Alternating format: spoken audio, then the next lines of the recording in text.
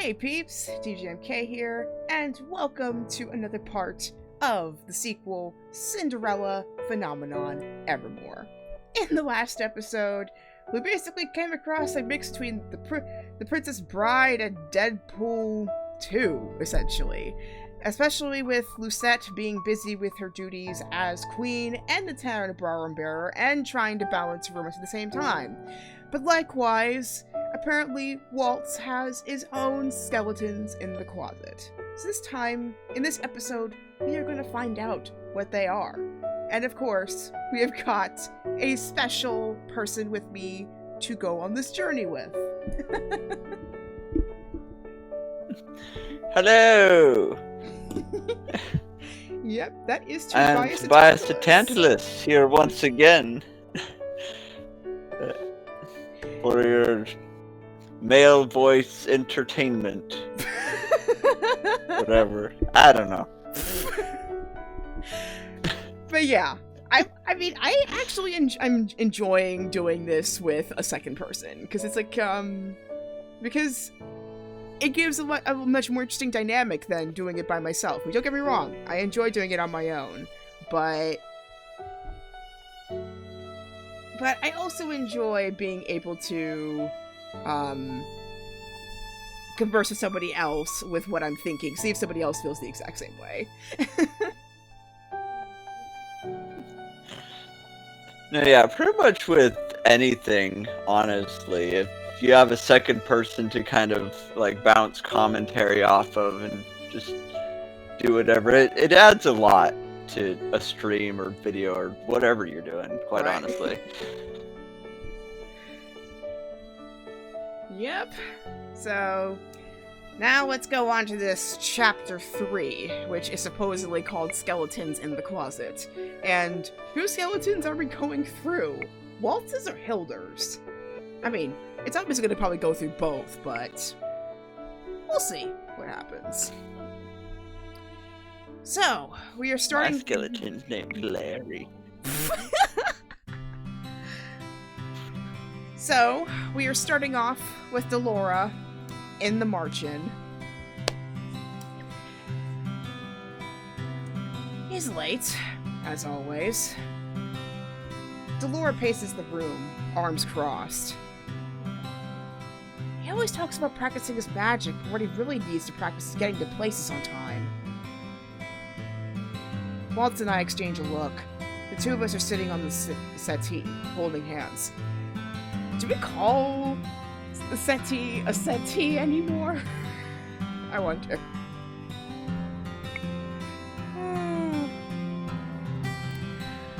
There's a tinge of exasperation in Waltz's smile.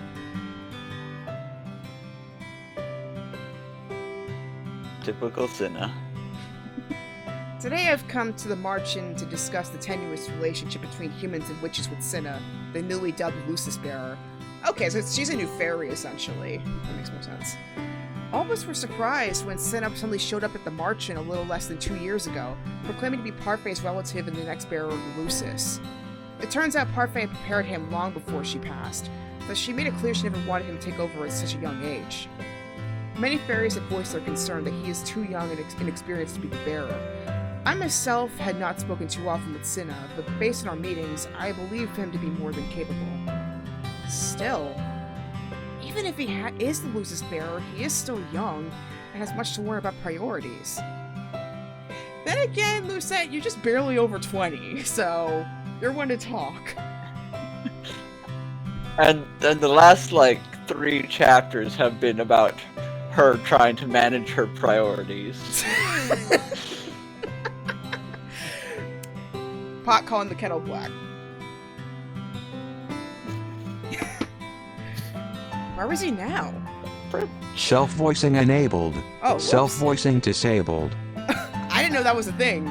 There's a new feature, people. For those who are in the Spoody community, there was voicing. Where is he now? Dolores snorts. Well, what am I doing here then? It makes it more dynamic. Are you kidding me? There are references that even the computer wouldn't know.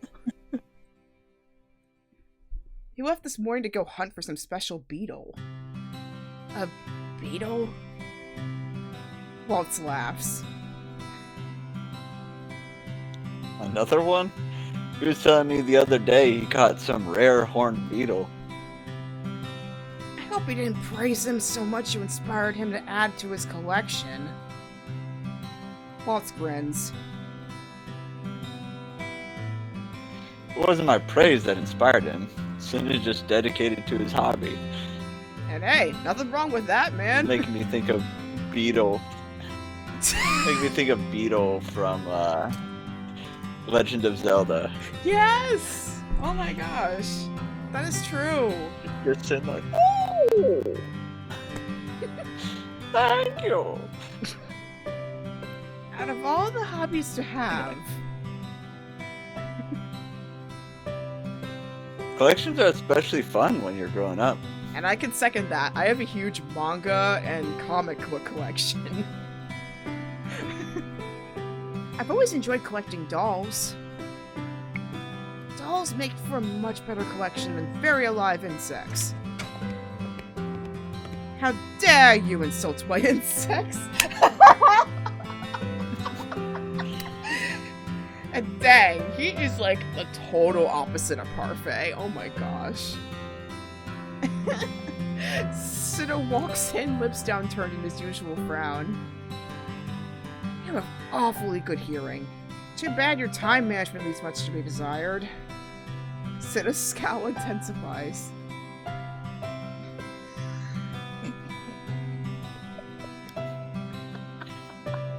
Is that how you talk to the Lucis bearer? He is so spoiled, I am telling you. Dolores flashes a smile so intimidating even Cinna falters. It is when the Lucis bearer is a recalcitrant child. Cinna walks quietly over to one of the chairs Dolores set up and sits. He clears his throat.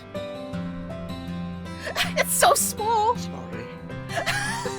I'm surprised you can even read that. The word is a low mumble, barely audible. Try not to keep the queen waiting so long next time. Fine! Besides me, Waltz looks like he was trying very hard not to laugh. He told me once that Dolores makes a good stand-in mother for Cinna. I can't help but agree. And considering that she was practically once a mother herself, it makes total sense. I am glad for their banter. With just the two of them living in the March-In now, this place has become extremely quiet. Though Waltz comes here weekly to teach his students, the tavern is usually empty on account of it no longer being open to the public. It makes me sad sometimes, but then I think of how happy everyone is now, being able to live without being cursed. The March-In may be different, but I'm glad it is still here. It feels like a sanctuary, even now. Cinna sighs. Since you're all eager to start, we should get to it. Cinna looks at Waltz expectantly. You're the one compiling all the reports on the witch crimes, right? Can you provide a summary? Of course. Waltz provides a brief summary of the reports we received over the last few months. So far, there have been no major incidents involving corrupted witches, but there still have been crimes cropping up here and there. We've just recently added witches to our patrols.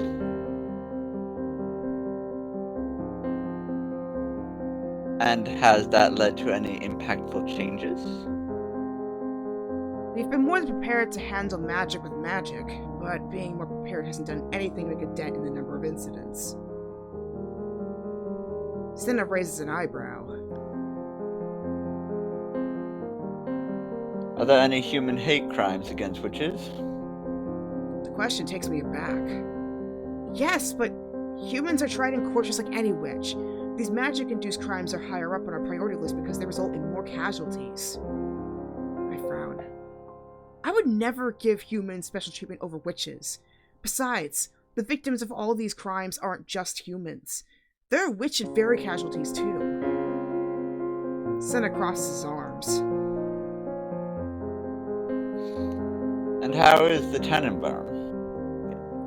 Overfull. Cinna crosses one leg over the other, his ankle resting on his knee. Have you spoken to any of the perpetrators of these crimes yourself? We have witches and knights who handle interrogations. Sometimes Waltz and I step in. Cinna scowls. And what about you, Queen Lisette? You're the Tenenbaum bearer. You have a responsibility to reach out to those witches. Cinnamon! Don't call me that. Cinna's words cut me right to my core. It's not that I've ignored these witches, just that there was a procedure for dealing with them. It's the same for any criminal. As the Queen, I do not come in direct contact with any criminals unless they're being tried in court. It is not my job to interrogate them after all, but I believe Cinna has a point. The palace procedures make it impossible for me to fully conduct my responsibilities as Tenenbaum bearer, don't they? Cinna and Delora both stopped talking to look at me. As Queen, I'm meant to be unbiased, but the procedures that keep me from taking sides are what keep me from speaking with witches directly. It's true Hilda communicated more directly with the witches, but that closest emboldened corrupted witches and intimidated those of us who didn't agree with her. Cinna shakes his head. That's a reflection on the bearer, not the procedure. Dang, Cinna, says one who's not ruled a country.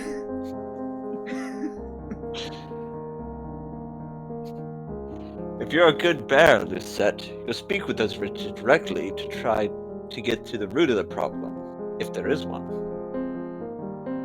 Where do you find the gall to speak like that, Cinnamon?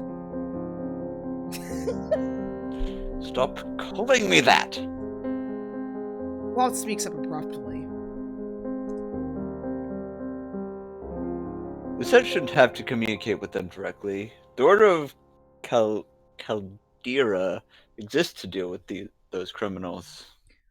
And this is where it gets to a gray area here. So, here's a little bit of story context for those who are new to Cinderella Phenomenon. For those who have watched the playthrough on my channel, which the replay is available on my YouTube channel, you probably already know. But, for those who are new to this, the Order of Caldera is basically kind of like the palace and Angelian police, essentially, like an order of knights. But for a very, very long time, it was corrupt by,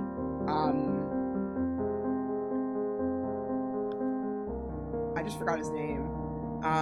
But it was basically corrupted by Fritz's father, who wanted to basically resurrect Hilda. To, like, basically put things back to, like, the way they were during the Great Fairy Tale War. So, for a very long time, like, you really couldn't trust the knights completely. Like, Lucette didn't trust them completely either, except for Fritz.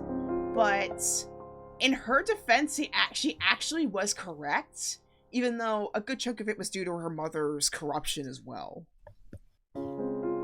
So, with the overthrow of Fritz's dad, Myth, and in turn taking out Hilda,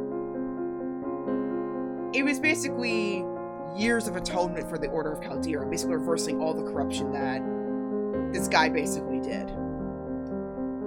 But then now it puts, like, the role of the Order of Caldera into question, especially in terms of Lucette's role in all of this. Because as the Tenenbaum bearer, which basically like the dark side versus the Lucis is more light, she has to put it in under a lot more control. But then on the other hand, like you said, with being queen, she has to go with some degree of objectivity. So this is where it gets really difficult, because it's kind of like the Prime Directive in Star Trek, or the rank in command, there is going to be some point where you have to interact with it yourself, but you don't know what the degree is going to be, if that makes any sense. So he was talking about the, like, crystal being full. What does that exactly mean? Like, so, in particular, the Tenebrarum, like I said earlier, it mainly involves negative energy.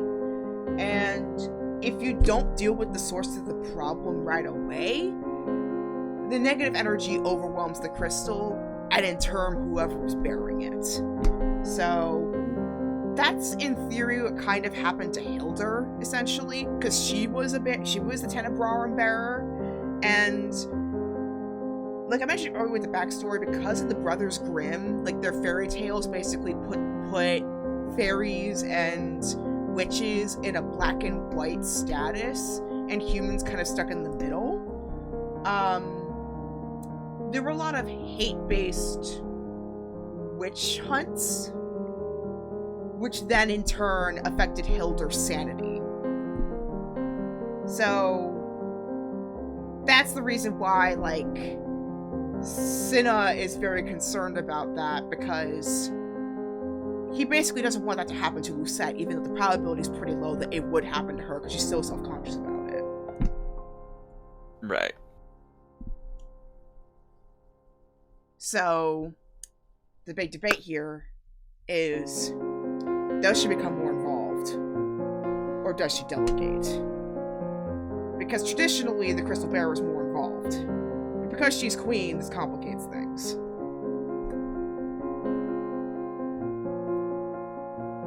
Yeah, I honestly don't know. Like, this is why I'm not a politician. Me neither.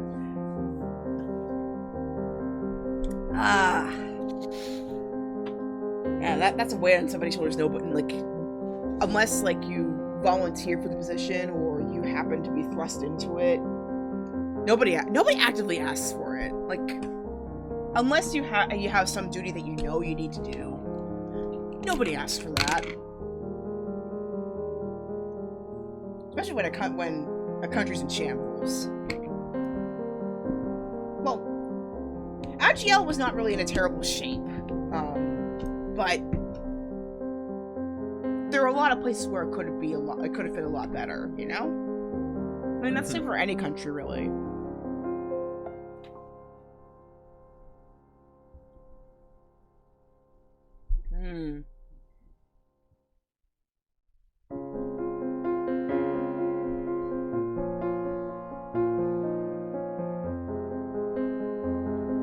I know Lucette's been kind of learning delegation, but because it's only chapter 3 of the story, I'm starting to think that she may lean towards trying to bear more responsibility. Because I bet because of being queen, she feels like she's been feeling a lot more hands-off. So, I'm gonna try argue and see what happens. So, here we go. I think Cinna has a point. But Lisette, I'm more than happy to interrogate the witches with Delora and deliver the reports myself. The comment, for some reason, makes me bristle. Waltz has been doing everything he can to help with the witches, but Cinna is right. My approach is clearly lacking. If I am to understand this problem, I must reach out to these witches directly. I must hear their testimonies firsthand before they're pressured into a confession and brought before me in the throne room. No. Cinna is right. It is my responsibility as a bearer to listen to the witches, even the corrupted ones. They are criminals, yes, but I must still hear them. Lisette, I know you're gonna tell me I'm overworking myself, Waltz, but I am the Tenebrarum bearer. I can't just shirk my responsibilities. I'm baffled by Waltz's distress. Normally he does not wear his emotions so openly, and normally he is supportive of my decisions. So, why is he so adamant about this? I'm a Tenebrarum bearer, Waltz. I'm in no danger. Besides, I'll have you by my side during the interrogations, yes? Of course. Cinna sighs. You're welcome. What? Hey!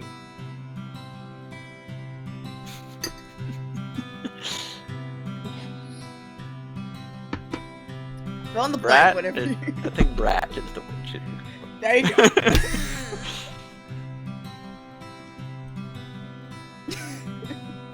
Cinnamon, your manners are truly atrocious.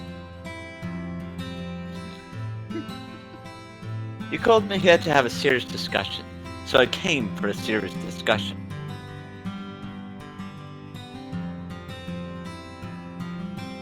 Fate may have danced around issues, but I will not. No, I suppose you have a very different way of doing things. Delora grumbles beneath her breath. What was that? I said, you're still very much a child. Before Cinna can say anything, I interject. Wise child all the same. Thank you, Cinna. I appreciate your suggestion. It makes sense that Delora and Waltz would try to keep me from overworking myself. I know how much stress I am under, after all. Cinna has no such reservations. He is so blunt he would say anything on his mind, even if he did know my full situation. That is what makes him a good confidant, I suppose. Cinna leans back in his chair. I'm happy I could help. See, I know how to smile. Now, can I get back to my hunt? The words make me smile despite myself. He may have wisdom beyond his years, but in the end, he is still a child. Do not let us keep you here any longer. Delora raises an eyebrow. It would serve you right if you got stung by something.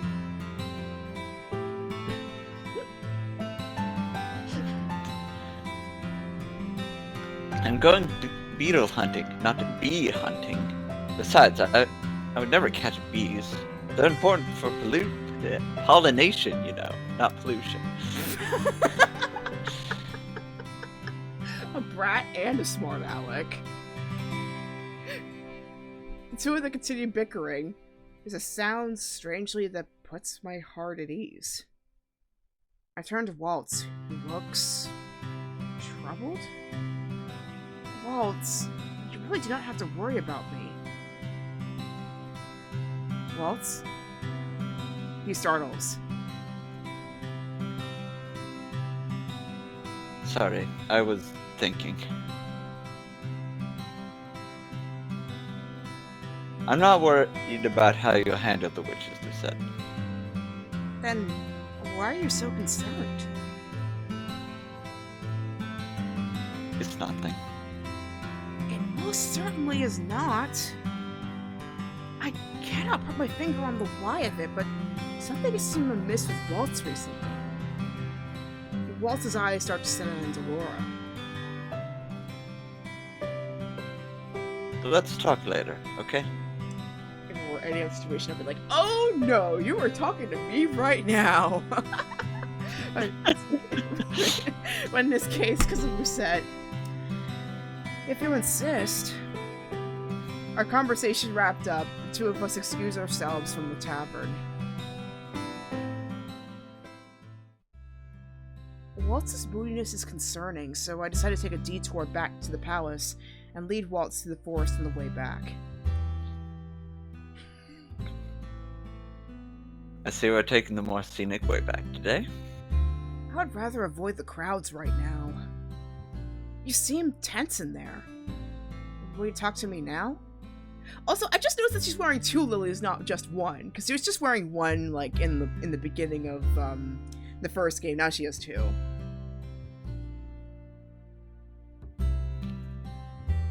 I have some reservations about Suna's approach. So I noticed. Why? If interrogating these criminals is a too time-consuming task for me, or yields no results, then I will leave it to you and the other witches. I failed to see how this proposal was a problem. It's a problem because I know you. You take on way too much work, Lucette. Nonsense. I'm still just trying to find a balance. Let me balance things for you. Please. If he swapped over the 4 with a with, I think he would have had a point. Do you have so little faith in me, Waltz? No, you know that's not what I meant, Lucette. Mercury retrograde, ladies, gents, and non-binary friends.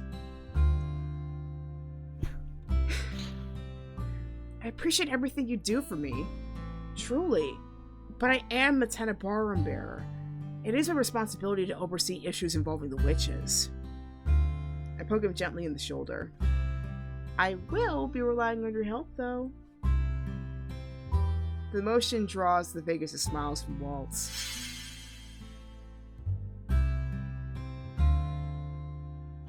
Of course. He sighs.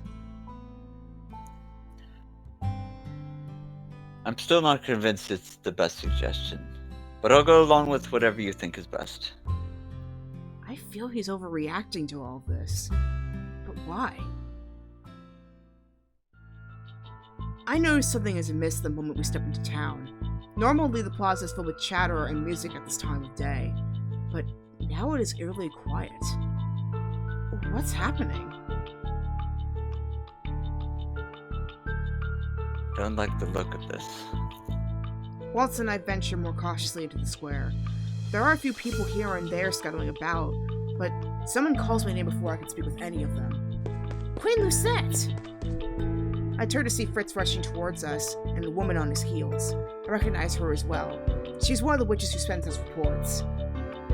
Fritz, what's happened? There's been an incident in the marketplace. Oh no.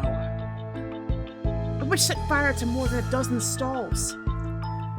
The witch points. I follow her gaze to the smoky tendrils curling through the air a short distance away. The fire had just been put out, and the merchants and customers who inhaled dangerous amounts of smoke have been taken to a clinic. And the witch who started the fires? I'm betting another health potion. It's probably one of Hilder's corrupted ones, because as we know from Waltz's story, it's something that she, or at least her followers, would totally do. Or he. He's already been taken in by the commander. I'm gonna speak with Jurian then. I'm going to do a scope of the area with my men to make sure there are no accomplices. I'll see if I can repair some of the damage done to the stalls. Thank you both for your hard work. My heart is pounding in my chest as I incline my head. We should get back to the palace. Right.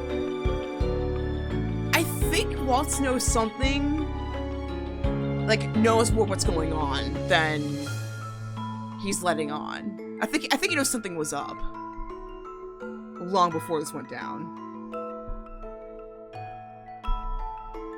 And maybe it's one of those things where there's an underlying motive where he can kind of understand why the witches are doing what they're doing. So he might be, I don't know, maybe a little more lenient than he's supposed to be, and he doesn't want Lucette to see that? I guess? I don't know. But then also he's been doing the interrogations. So he's if you guys gonna witness some pretty hard stuff, he would be first in line. Especially considering Waltz and Delora have had the most direct experience with Hilder, both training under her, and both have experienced her cruelty pretty firsthand. So I don't know. It's really It's really odd, I will say. I feel like the wandering knights around the plaza accompany us back to the palace for extra protection. Jurian and Garland are waiting at the gates when I arrive. Your Majesty, there's been an incident. I let Jurian repeat what Fritz said as we walked together through the halls. She tells me the witch we added to the patrol helped the knights capture the arsonist. And where is this arsonist now?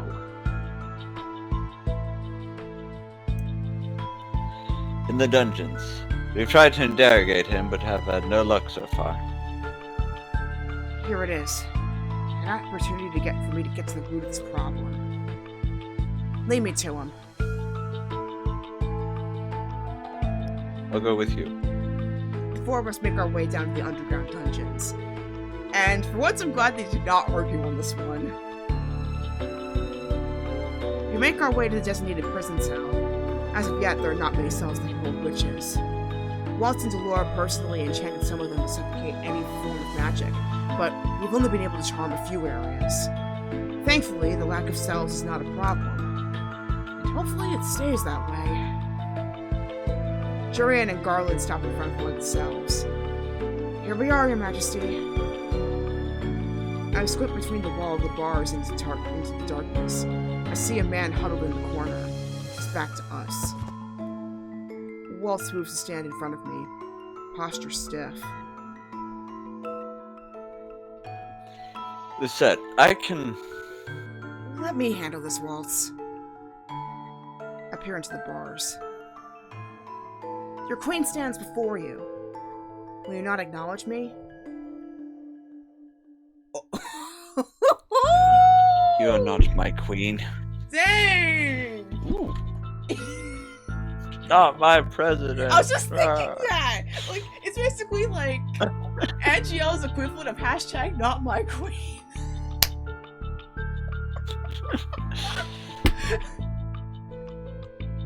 The man glances over his shoulder.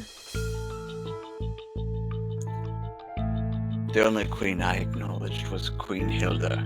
You're nothing but a usurper. Ooh.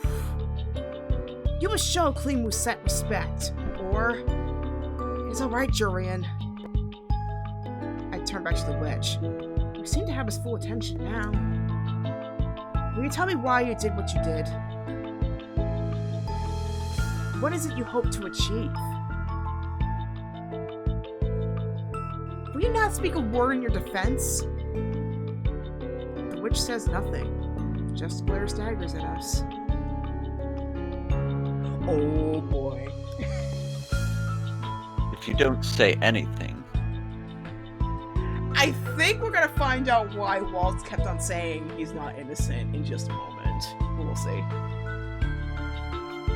The witch laughs suddenly. A hollow, cold sound.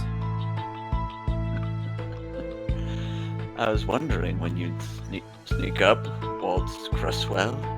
You used to be so loud. When was it that you were tame? Waltz narrows his eyes. Spouting nonsense isn't going to get you anywhere.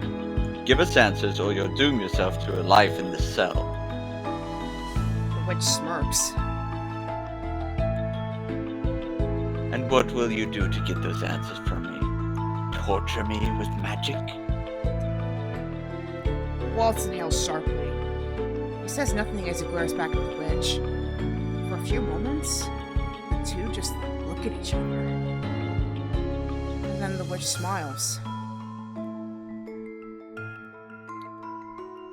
Dismiss your knights and Cresswell. Then and only then will I speak with you, false queen. A shudder climbs to my spine as the witch looks directly at me. He is a criminal. A witch. But I am the Tenebrarum bearer. You're in no position to make such demands. No, it's all right, Jurian. Set? We'll be fine. Please wait for me by the entrance. I'm not going to leave you alone in here with a criminal. I am not asking, Waltz. He looks at me stunned, but I cannot show weakness in front of this criminal. I cannot dither.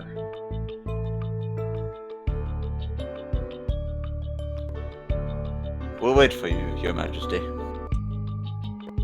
But if I hear even the slightest disturbance, we'll be back. Thank you both. Waltz is the last to leave. He looks at me uncertainly, almost pleadingly. But when I do not budge, he eventually turns on his heel and leaves. The witch turns to me after the footsteps have faded into silence. Are you sure you want to keep Cresswell around? He betrayed the previous bear, you know, and all for the sake of a single girl. That single girl was me. The witch laughs. And that means nothing. Loyalty and love are not mutually exclusive. Get to the point. You said you would speak to me. He smiles at me coldly. So I did. But I would much rather speak of the past than the present. That was not our agreement. The witch speaks as if he hasn't heard me. How much do you know about the man who follows you like a shadow? About Waltz Cresswell? We are not here to speak about Waltz.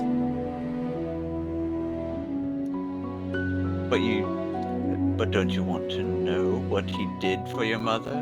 Why we call him one of the most powerful witches of his time? He must take my silence for curiosity because he pushes on.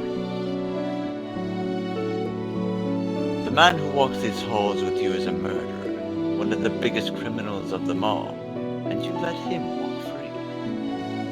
How dare you spout such lies? It's no lie. Ask any witch in the town.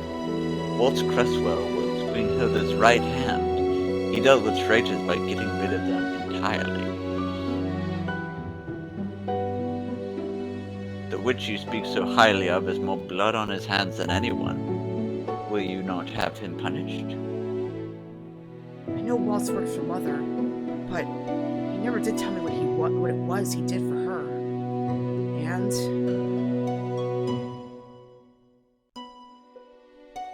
let me check something. I thought I skipped some dialogue. Let me see. Okay, I didn't skip any, thankfully. I apologize. I didn't mean to compare you to a child. No, it's not that, Lucette. It's more the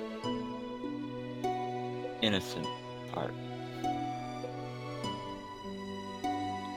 I'm not innocent at all, you know. I will never change my opinion of you, Waltz. He always balks when I call him good or innocent. The witch snorts. Hero ended the Great War? Hardly. Waltz Cresswell is a worse criminal than me. Ooh, dang. This is getting intense now. So, like,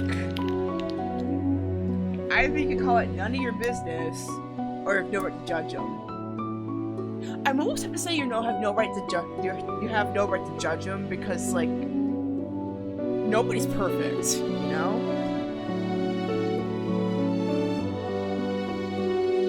Like, especially in a war situation, there are people have had to do some pretty unfathomable things to be able to survive a pretty extreme situation and get through it. Which, in an average situation, they probably would never do. Especially if they were under an ideology that if they had any more education or any more awareness, they would never pick it up. Yeah, myself, I'm of the opinion that, like, everybody deserves redemption as long as they're actually like trying for it. Yeah. Yeah. Yeah. I feel like even like somebody who has done something pretty heinous, like unless like they have no remorse about it, I mean, sometimes even if they don't, they still need some degree of compassion. Basically, everybody deserves redemption, but they still have to earn that redemption. You know? Exactly. And I think that's like one thing, even like, I think out of all the genres, I think sci-fi and fantasy has done it the most right, really.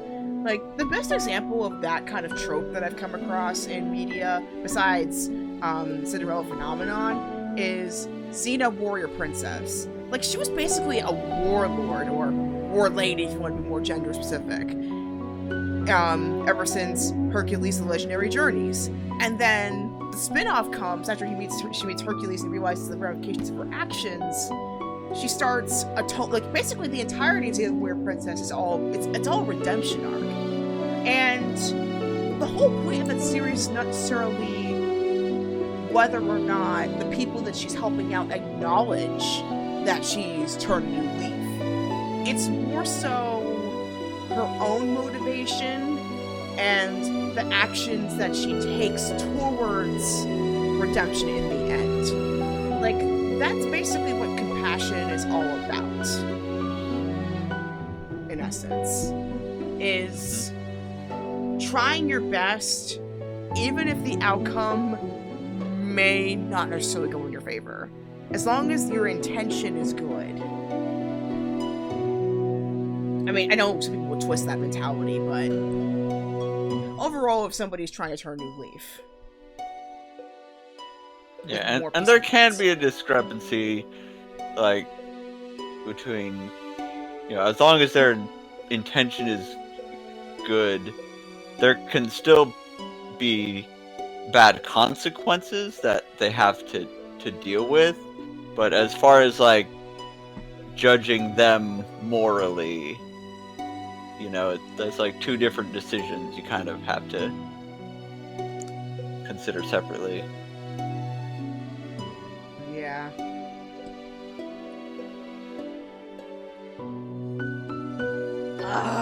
This is hard. Oh my gosh. It's like, on the one hand, it's like none of your business about how, like, why Waltz did what he did. Yeah, on the other hand, it's like,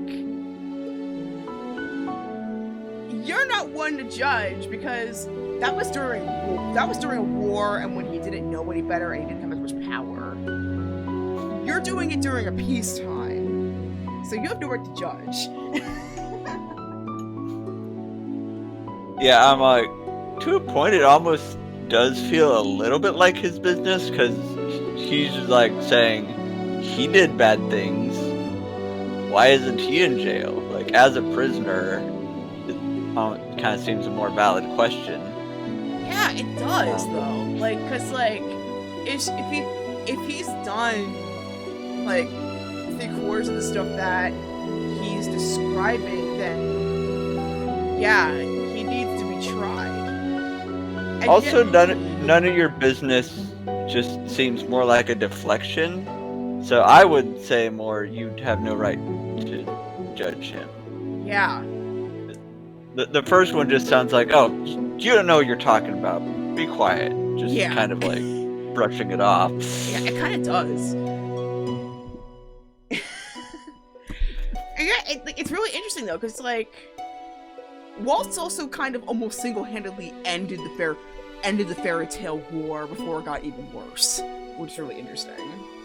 So it kind of begs more of the question, what made him turn around in the first place? So, I guess we're both thinking about you have no right to judge him, so let's give that a shot. I carefully tuck my concerns away. I will not show this witch how much his words have rattled me. Whether or not you speak the truth is irrelevant. You have no right to accuse another citizen of my kingdom of such a crime. The witch seems disgruntled. Perhaps he was expecting more of an outburst from me.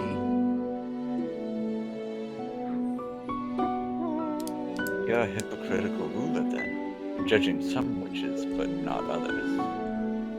I am concerned with the crimes happening under my reign. If you will not tell me about the arson attack, we are done here.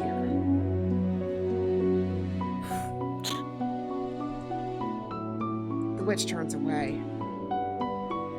This business is for Waltz and I alone to discuss. How dare you think to get a prize out of me? Fine. I've given you an opportunity to speak with me. The next time I see you, it'll be in the throne room, surrounded by witnesses. I hope you're prepared to be judged then. I stifle a sigh of relief as I turn my heels and walk away. Jurian and Garland are waiting for me by the entrance. Are you alright, Your Majesty? Garland looks me over. Were you able to get anything out of him? Unfortunately, no. The knights exchange a look. Do you want us to try again before he's about to confess? I'm doubtful he will say anything helpful. It's hard to concentrate when I'm still thinking about our conversation. About Waltz. I glance up, noticing Waltz is not there. Where is Waltz? He said he was going to wait for you in your room. It is unlike Waltz to leave me alone. Would you like us to escort you back, Your Majesty? I shake my head. There's no need. But please, send by a report of damages and casualties when it is available. Has there been any word about the state of the marketplace? We received a report while we were waiting for you. Many stalls and goods were lost in the fire. Then, I must think of a way to compensate the merchants for their loss. And now I'm thinking that I think it was that Billy Joel song, We Didn't Start the Fire.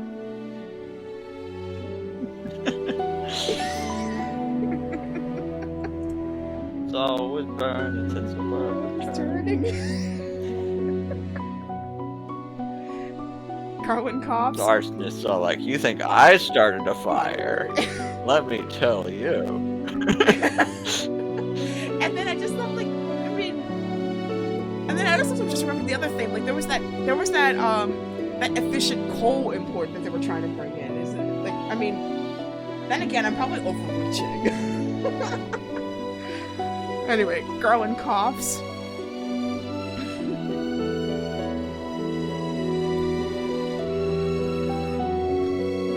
If you don't mind a piece of advice, Your Majesty.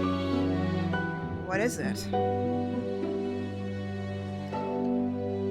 We won't have a full report until tomorrow. I'd recommend you rest for the night, and we can discuss losses and compensation tomorrow. I nod. I think that would be best. I will notify my advisors on my progress here, then return to my own room for the night. I am eager to speak to Waltz about all of this. Then, let's escort you to as far as the throne room at least. We're on our way there anyway. Thank you both. I spend the next hour doing what I can to ensure its support is sent to town. After receiving multiple reports that things are stable and no other accomplices have been found, I return to my room. Just as Jurian and Garland said, Waltz is waiting for me. He sits by the window, holding a familiar doll in his hands. Yeah! She hasn't changed that much. I recognize it's the doll he bought me 2 years ago. He looks up when I enter. Hello, little star. Her smile is strained and undeniably sad. It breaks my heart. Hello, Waltz. I glance at the doll. Feeling nostalgic? I was just thinking about how much you've always loved your dolls. He runs a finger over the doll's fragile porcelain cheek. I always felt oddly comforted when I looked at your dolls as a kid. Your room felt like a sanctuary to me back then. It still does. I think that also kind of explains why I have a bunch of Funko Pops on my shelf.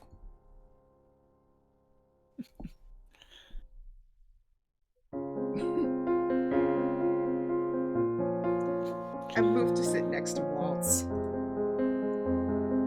It is not just my room anymore, you know. It is our room. Right. Is it their room yet? I feel like it should be their room after they're married. Did that happen yet? Did you miss that? I feel like that would have been a big plot point. Well, last I checked, they're not married yet, but I mean, clearly they've been hanging out a lot more. I mean, see you last episode.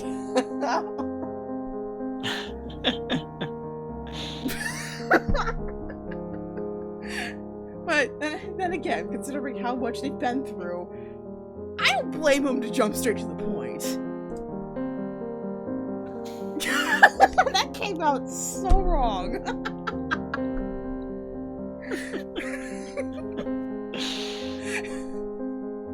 This dramatic music is playing, and I just.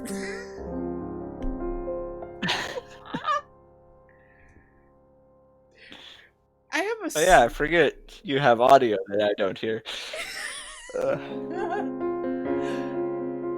I have a super appropriate mug that I definitely need to use the next time I play this game. If it's gonna go the rate it's going. Oh man. Anyway, Walt sets the doll down the table with a sigh. So, how did the interrogation go? How do you think it went, Waltz? You tell me. He says the words slowly, tentatively. I was not able to extract a reason from him, but he nonetheless had a lot to say about something else. Waltz just looks at me quietly, expectantly. He had a lot to say about you. Waltz's expression shudders. Me? Waltz, do you trust me? What kind of question is that? Of course I do. Then why haven't you been talking to me? So, you would tell me the truth about anything?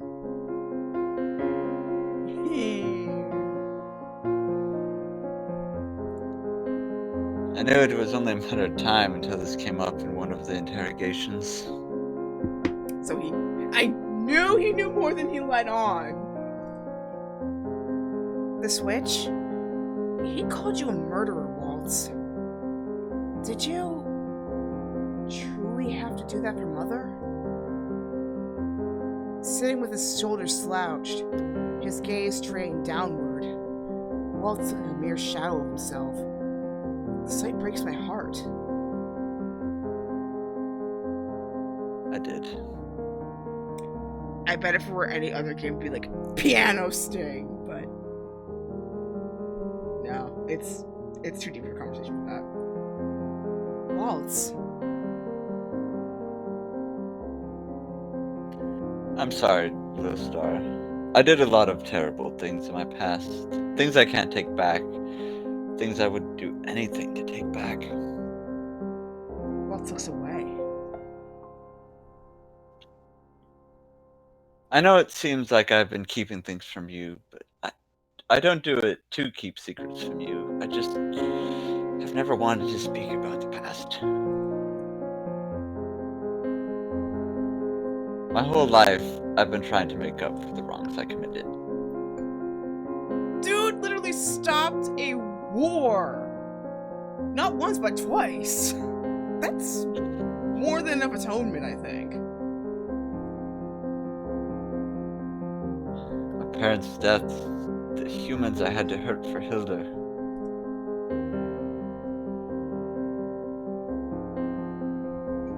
I don't think there's anything I could ever do to make up for it.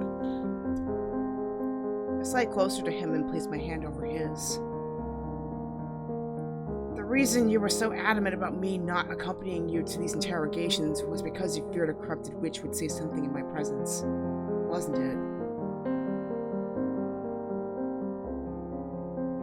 I meant what I said about me not wanting you to overwork yourself. Yes, that was part of it too. Waltz, how long has this guilt been gnawing at you? My whole life. It wasn't so bad when I lived at the Marchen. There, I could sometimes forget about everything that happened, but here in this palace, interrogating the witches comes back. I mean, considering his history with Hilda, it makes total sense. Because it all happened in the palace. He looks up at me, gay somber. I'm sorry. For what, Waltz? I've told you 100 times my mother is the one who forced you to do those things. That doesn't change the fact that people have been hurt because of me, that they've lost loved ones because of me. This is classic survivor's guilt here, like PTSD. Especially, like, in combat. I mean, I don't know if I would call Waltz a soldier, but the stuff that he's experienced with Hilda would come really close to that. Especially with being forcibly recruited.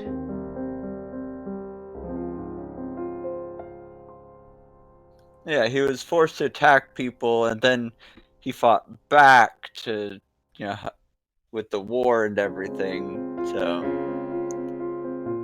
he's a bit of a fighter, I'd say. Yeah. And granted, it may seem like he had a choice, but he was I think he was like a teenager when he went through all that. So in some ways, like, he kind of didn't, especially if you're going with a Tenebrarum bear, like something with like an old powerful crystal.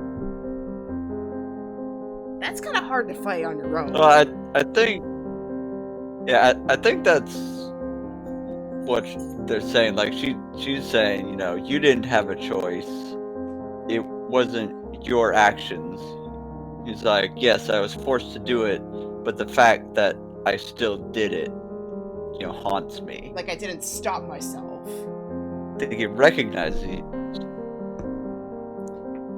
Yeah, it's kind of like trying to like. Well, I think he recognized he didn't have a choice, and there wasn't any stopping it. But still, just looking back, the fact that he had to do that is still troubling. Mm-hmm. Yeah. Makes me think of Jon Stewart of the Green Lanterns. Yeah. I don't know if you've read the comics, but he makes all the hard choices and gets so much crap for it. I know, and that's why I'm a big fan of Jon Stewart, because the fact that he's been so willing to make the hard choices. I guess like an equivalent of that in like the Star Trek universe it's somewhat Picard, but more so Sisko. Janeway being a pretty close second, but more so Sisko. Because like he basically commands an ex-Cardassian turned Bajoran turned Federation system, like a base, a space station, and on top of that, he's initiated into basically a religious tradition that he had absolutely no involvement in, and then he finds out that he also has part alien ancestry. Like, and on top of that, he was also not to mention becoming a religious icon. That's fun. And on top of that, he had to lead in a war. The Dominion War, and even the Federation itself was splintered back then. I mean, not that it's any less splintered by the time Picard rolls around, but like, it was pretty bad back then too. It just makes Picard makes the splintering within the Dominion War between the Federation and the Maquis look like child's play, essentially. Like, Picard, it goes down to species. Like, The Romulan discrimination and even the cyborg discrimination is immense.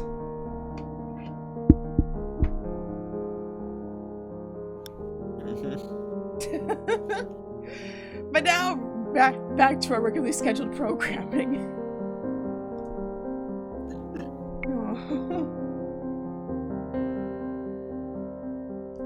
King Granot had punished me for what I did. I can still remember what Father said to Waltz when he saw us together in my room all those years ago. No, Waltz. My father was grateful to you.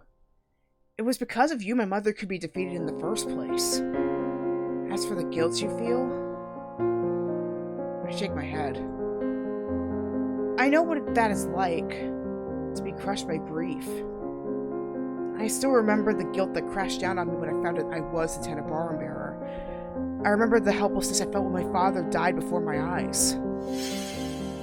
No one can absolve you of that guilt except for you, Waltz. Wow, it just tied back to what I said earlier. Self-compassion. Self-compassion in a nutshell right here. Lucette. It's true, you cannot make up for the wrongs of the past. A right doesn't resolve a wrong. But Waltz, you saved this kingdom twice. You were under no orders then. No life can ever be weighed against any other, but you have saved so many people, Waltz.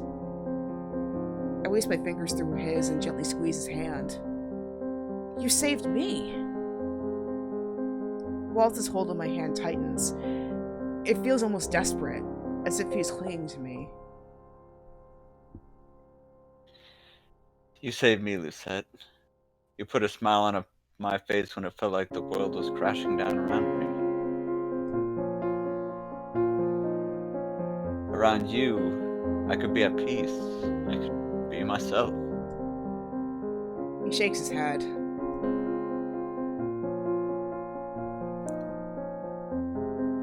I know it's no excuse, but that's why, all this time, I didn't want to divulge anything about my past.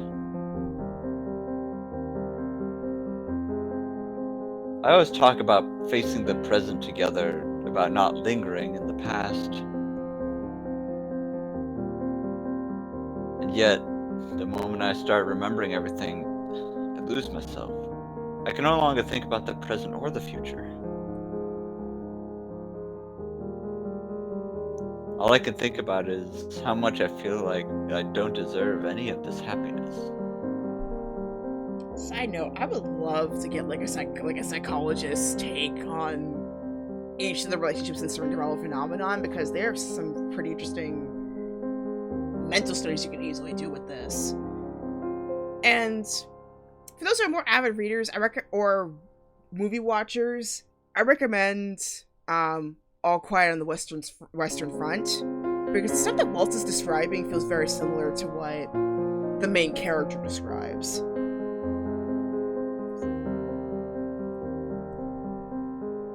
You don't have to remember if it's too hard for you, Waltz. I raise his hands to my lips and kiss his knuckles. But please, I do not want you to feel like you need to hide things from me because you're scared of how I will react. Because I mean, Lucette too, in a way, is almost like she's a survivor of the war too. Because she thought she lost her mother in the war. Turned out she didn't, depending on which canon you look at. But because of that war, it in turn, it kind of turned into a sins of the mother situation, like mother like daughter. And for a moment, it almost turned out that way until the fairy tale curse happened to her. So there was that. Even she had to atone for some stuff. So if anybody would understand, it would totally be Lucette.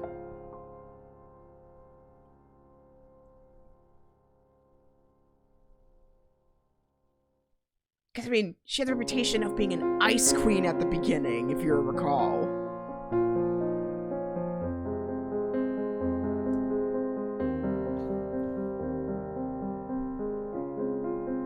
But there were hints that she was not always that way.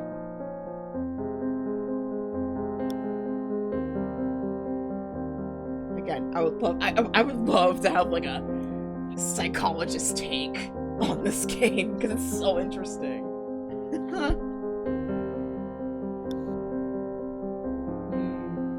Anyway, Waltz swallows.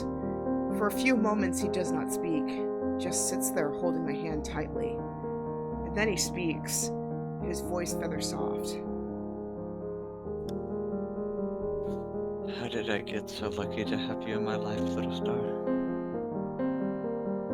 Fate is cruel, but he brought us together.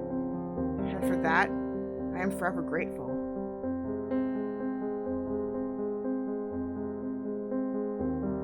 You already know as I was your mother's right hand, Myth was her left. The two of us did everything she ordered. We dealt with rebels and helped her stop usurpings. Much of it led to bloodshed. I did all of that while still sneaking into your room at night. I was a criminal, but around you, I felt like maybe I could be a hero. And you know what they say, one person's hero is another person's villain. I mean, Infinity War kind of taught us that. Now take Sir Francis Drake. All the spice. He's a hero, and they idolize him. Muppet Treasure Island. Good movie. Yeah, that is a good movie. I need to watch it again. Or even Harvey Dent when he became Two-Face. You either die a hero or live long enough to see yourself become the villain.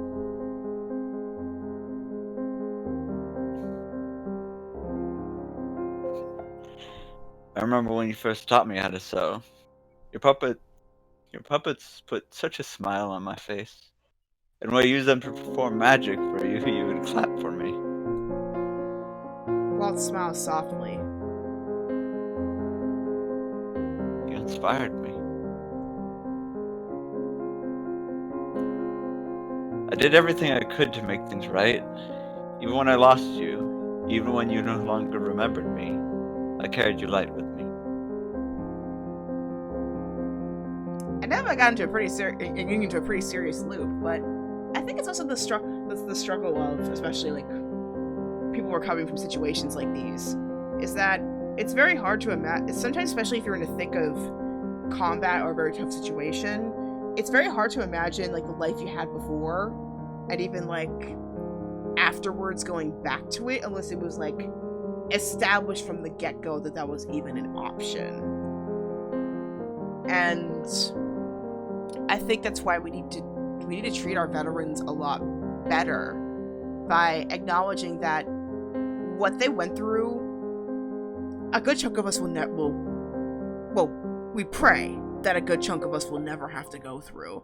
But for those who chose to do that service and then they come back and they still try to do good things and be good people despite the extremes they had to go through, that is huge bravery right there.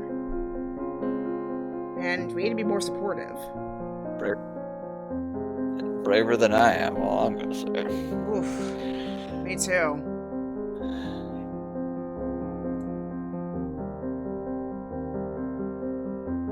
I performed for the children in town. I did magic tricks and hosted puppet shows for them. Felt like maybe I could finally do something good. But whenever you call me good... He sighs. I still feel like I'm not worthy of being called that. Ooh. And this is the complicated part. Because, like, it's stuff you don't... Because, like, it's stuff that basically... She wasn't there. You wouldn't know what he was thinking at that moment, but at the same time, though... you can't completely disagree with him, because like maybe some of the actions he did were pretty, maybe in the long term would have been completely unnecessary, but at the same time, again, very harsh command from her mother. So, whew. I don't know. This is tricky.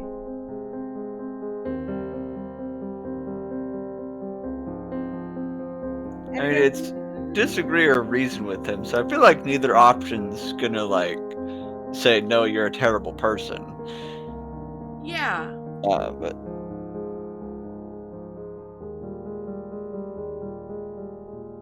I mean, I guess, like, it's more so trying to convince him that even with all that stuff that he had to do with Myth and Hildur, deep down there still was good in him. Like, again, I know I'm pulling from Marvel again. Thanos had somewhat the right idea but wrong action. Yeah, I think the important thing to notice here is that when he was given his own choice, he immediately chose to do good. I think that's what speaks the most. Yeah. And again, he stopped the war not once but twice. And he didn't need Hildur to do that.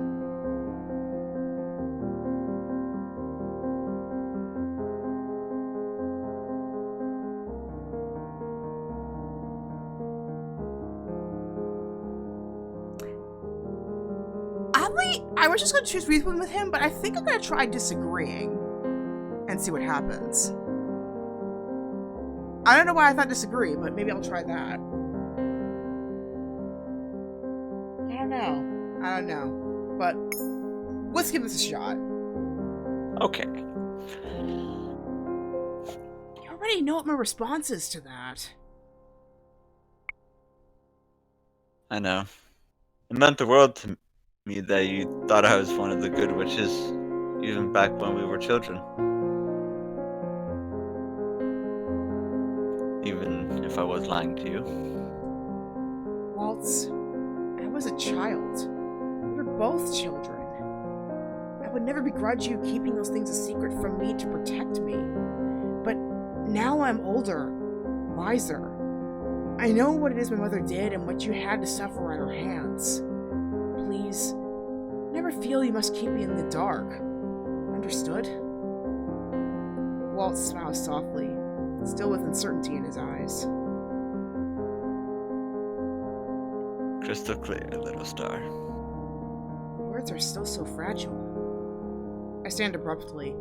Before Waltz can move, I reach over and pull him to my chest.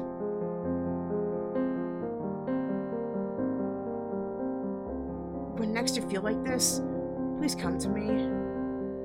You have seen me at my lowest, and time again you have been there for me. I want to be there for you, always. I run my hands gently through his hair. You promised you would always be at my side. I echoed your promise long ago. Please, depend on me. Waltz inhales shakily. For a few moments there is quiet, stillness. And then, his arms circle my waist. He leans into me and whispers softly. Thank you, son. I pull away from him, just far enough to look him in the eyes. Feel better? I do. Let's say that again, but at the altar.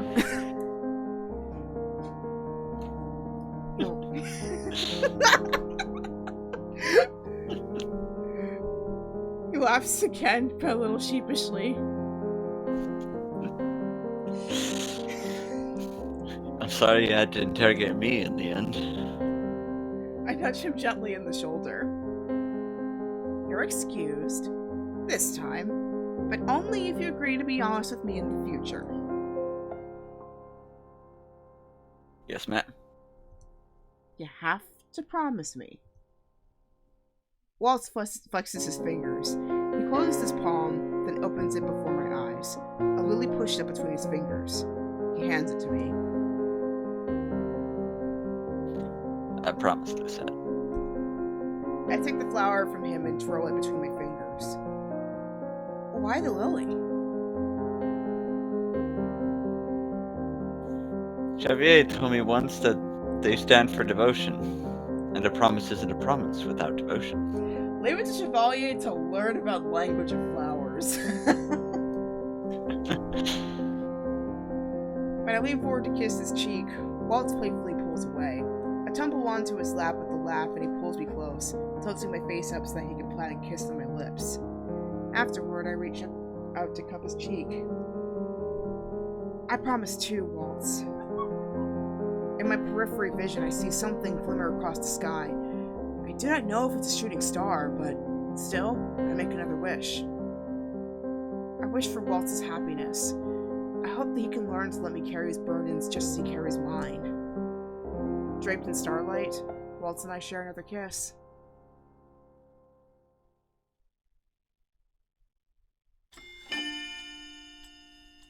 Chapter 4. Neverland.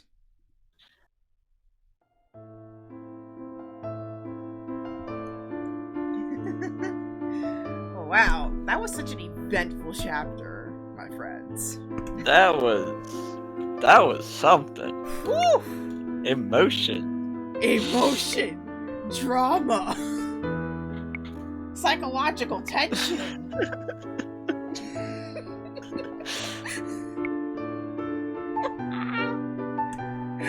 I mean, I'm more than a little teary-eyed right now. I know. It's such an emotional moment that I honestly did not expect that at all whatsoever. You know?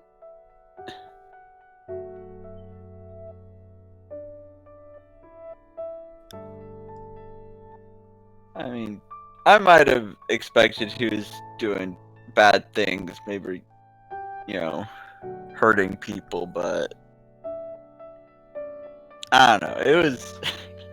It was just a lot. Right? Like, I kind of had a feeling it was something pretty extreme, but like, to that depth, that was the part that kind of made me go like, whoa, wow, yeah, he's been through the ringer. Like Waltz has been through the ringer, and I love, like, again, I really like the depth that this game got to, really. It's impressive.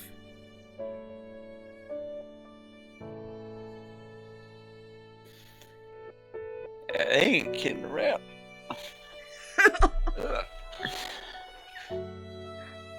Oh my god, did you genuinely feel tearful earlier?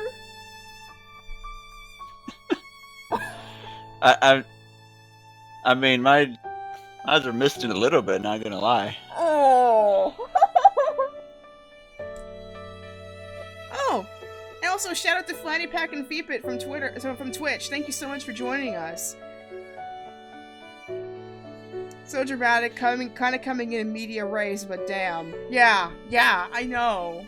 It's so, yeah, it's so clear. Daisuke, they did their homework with the story, and it shows. It really shows.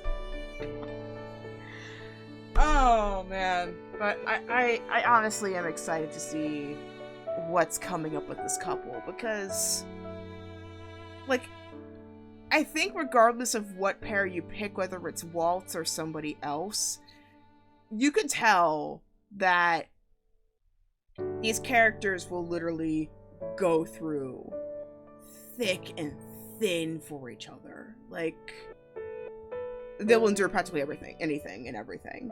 Like, I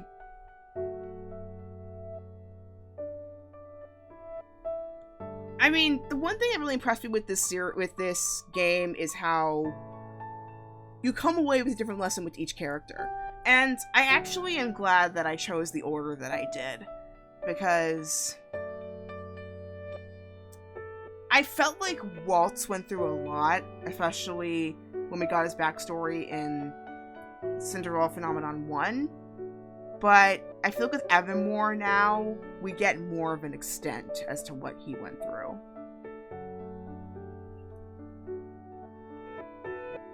And you just wish you could just give him a hug, you know? It's like, you've been through so much. Yeah, like you go, Lucette. You give him that hug. You do your job. You are the Queen of NGL. You are Tenant Bearer, and also the Queen of Hearts. Clearly. Yeah, it's like in Harry Potter when, like, Draco breaks down in the bathroom, and you're like, oh, you poor child. He just needs a hug. Yeah, and there are quite a few interesting threads, actually, about if like, the Lost in the Goblet of Fire was the Slytherin instead of Cedric, how much more dramatically different the Harry Potter series could have been.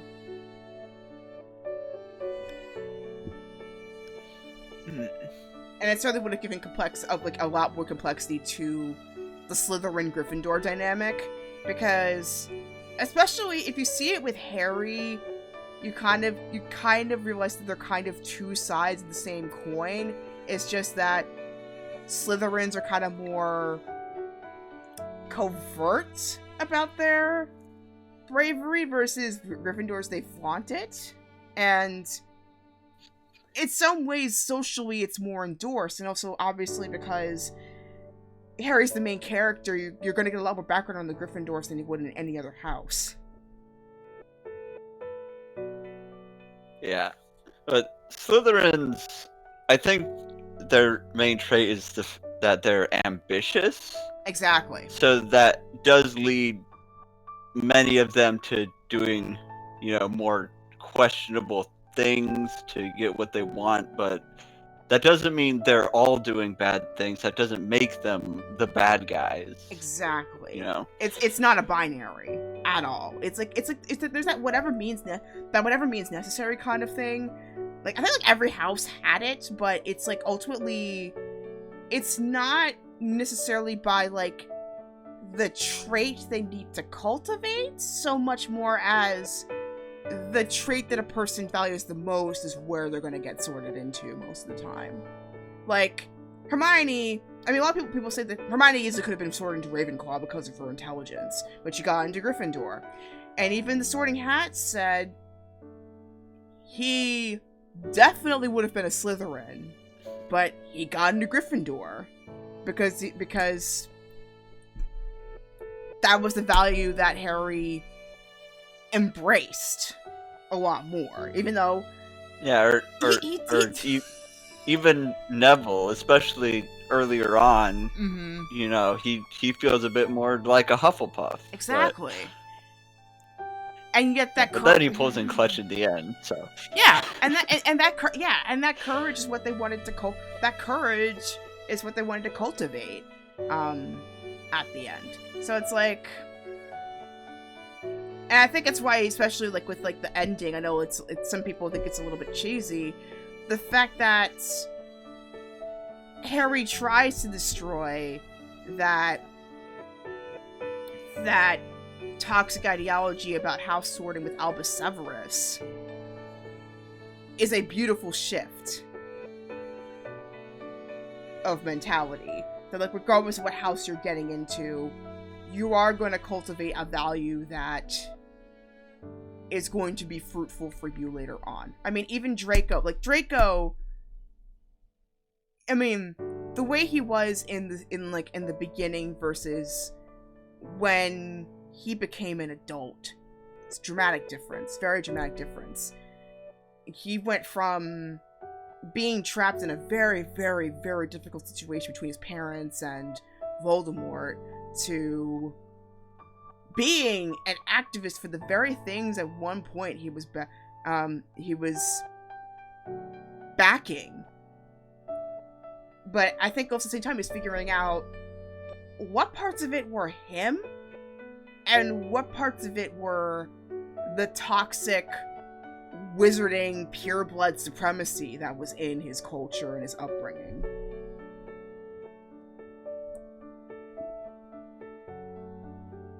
I mean, say what you want about rolling, but Yeah, it's deep. Yeah, especially, you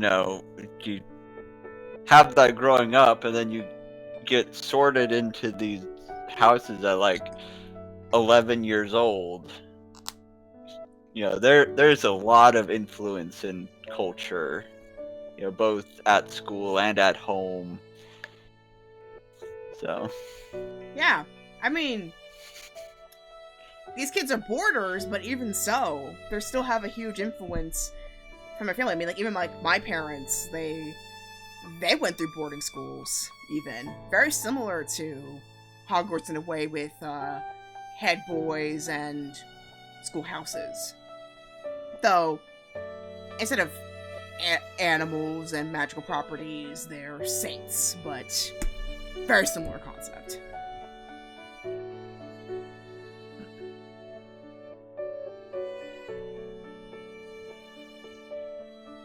But yeah. This is why I wanted a second person here, because, like, I mean, I come up with this stuff on my own sometimes, but it's great to have another voice chime in, Yeah, and I'm happy to be here. So yeah, so in the next episode, we shall continue on with Cinderella phenomenon. In terms of when, I'll figure it out. Tomorrow might be a little tricky, but we'll see. Weekends I'm not sure, but yeah, again, we'll play it by ear, really. But here's some other stuff that you can join with me in the meantime. So, other playthroughs I've been doing, Prince of Persia Sands of Time, which I have been totally overdue on continuing the game because I've gotten to a really, really hard point. Game Boy Advance games are just famous for having just steep learning curves in general, really, so I don't blame myself for not getting it entirely right. I also play Dance Dance Revolution sometimes, but I hope by the time I get a new computer, I should be able to put, like, the game screen on top of here, so at least you'll be able to see what I'm actually playing as well as what's on camera, so who knows. And I have promised for months that I will play Parasite Eve 2 and The Third Birthday, so that is still going to be up. In terms of other stuff, there is my Fiverr shop, Wax and Gibbous Witch, where I do card readings, which is really fun. I do weekly readings on my TikTok channel, but if you want something more in depth, feel free to jump in. And hey, Black Flash, yeah, you came in pretty late, but it's a really fun episode. I hope you maybe tune in for the next one. It's a really interesting game. I think you'd like it. But I've got 2 codes going on. Blackouts, which would give a supplemental archetype to your reading, and Imbulk, which is a Wheel of the Year special, which will give you a free rune on top of that. And, of course, support local businesses, and I have been thinking of doing the Star Trek Las Vegas convention later on this year, but it ultimately all depends on how conditions turn out, really. When I'm going to be live, I'm not sure, but I might be I mean, might be tomorrow, might be this weekend. At this point, I'm going to be playing it by ear because school and work have kind of been testing my schedule a little bit. But I will announce it. And here's all my social media. In terms of other pages, if you want to check out my other stuff. TikTok is the one I pretty much update the most. And all these playthroughs are also going to be on my YouTube channel, DJ MK Off the Air. And sometimes the philosophical stuff that I think about, even just during these playthroughs, I may actually make a full-depth video on them. Who knows? Because I have a third channel that I started up. So, who knows? So, my friend Tobias and Tantalus and I also do a playthrough on Mondays of a D&D style RPG called Barony.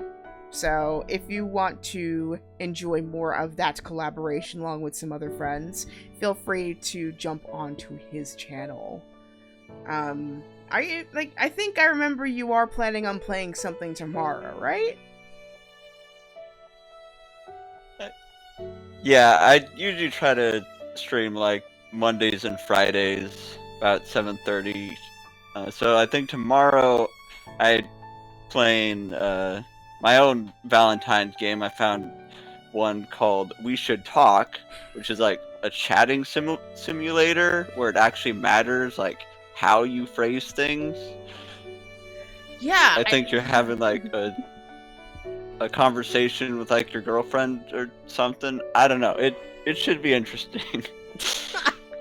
Yeah, I saw it on Steam and it looked really, really good. Like, I mean, I've heard overwhelmingly interesting reviews, so, I would love to, watch and see where that goes, because that, like, there's so many directions you could go with a simulator like that.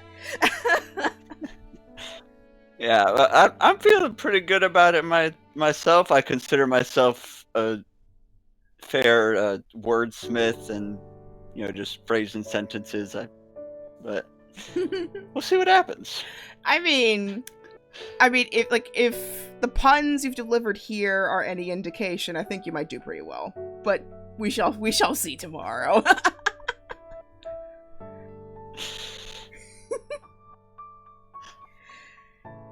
Oh man, but thanks you all for watching Cinderella Phenomenon Evermore. It's been a big part of this channel. Like, this series in general has just been a big part of this channel, and I'm just really glad to be sharing this continuation with you. So, make sure to drink plenty of water, stay warm, especially for those places that have gone through snow, and remember, love is all around us. Love is love. No matter what your orientation is, whether you are single, or partnered, or have multiple partners, or between you and God,